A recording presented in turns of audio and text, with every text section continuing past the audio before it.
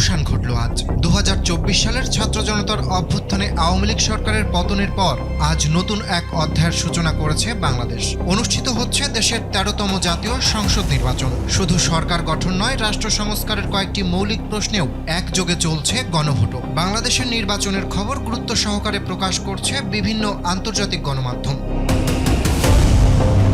কাতার ভিত্তিক সংবাদ মাধ্যম আল জাজিরা লাইভ সম্প্রচারে জানিয়েছে, প্রায় 12,70,00,000 ভোটার আজ ভোট দিতে যাচ্ছেন। শেখ হাসিনার পতনের পর এই নির্বাচনকে গণতন্ত্রে প্রত্যাবর্তনের এক গুরুত্বপূর্ণ পরীক্ষা হিসেবে দেখছে তারা।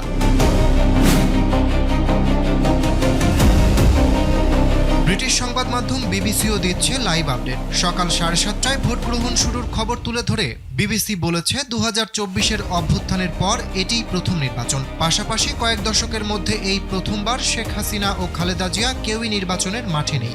এদিকে আওয়ামী লীগ নিষিদ্ধ হওয়ায় রাজনৈতিক সমীকরণেও এসেছে বড় পরিবর্তন। বড় রাজনৈতিক শক্তি হিসেবে আবির্ভূত হয়েছে প্রধান ইসলামপন্থী দল জামায়াতে ইসলাম।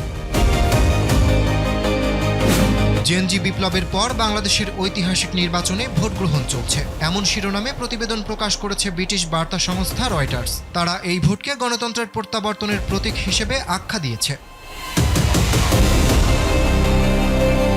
এদিকে নির্বাচন ঘিরে বাংলাদেশের তরুণ ভোটারদের নানা দাবি শিরোনামে প্রতিবেদন প্রকাশ করেছে যুক্তরাষ্ট্রের প্রভাবশালী সংবাদ মাধ্যম দ্য নিউ ইয়র্ক টাইমস। প্রতিবেদনে বলা হয়, 2024 সালের সরকার বিরোধী আন্দোলনে অংশ নেওয়া তরুণদের অনেকেই এবার প্রথমবারের মতো ভোট দিচ্ছেন। তাদের আশা, এই নির্বাচন দেশকে নতুন দিক নির্দেশনা দেবে।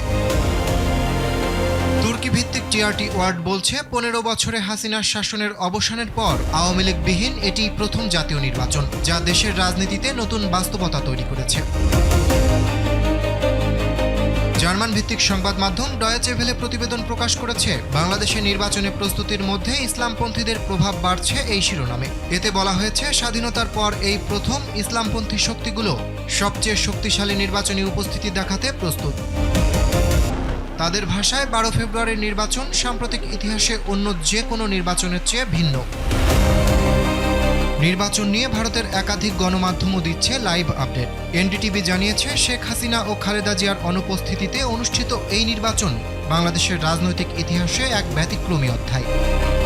অন্যদিকে পাকিস্তানের প্রভাবশালী পত্রিকা দ্য ডন বাংলাদেশের নির্বাচন ভুয়া তথ্যে সয়লাব সামাজিক যোগাযোগ মাধ্যম শিরোনামে প্রকাশিত প্রতিবেদনে বলেছে, নির্বাচন ঘিরে ফেসবুক সহ সামাজিক যোগাযোগ মাধ্যমে ভুয়া তথ্য ও অপপ্রচারের বিস্তার উদ্বেগজনক হারে বেড়েছে। অরিত্র বাসু, কালবেলা।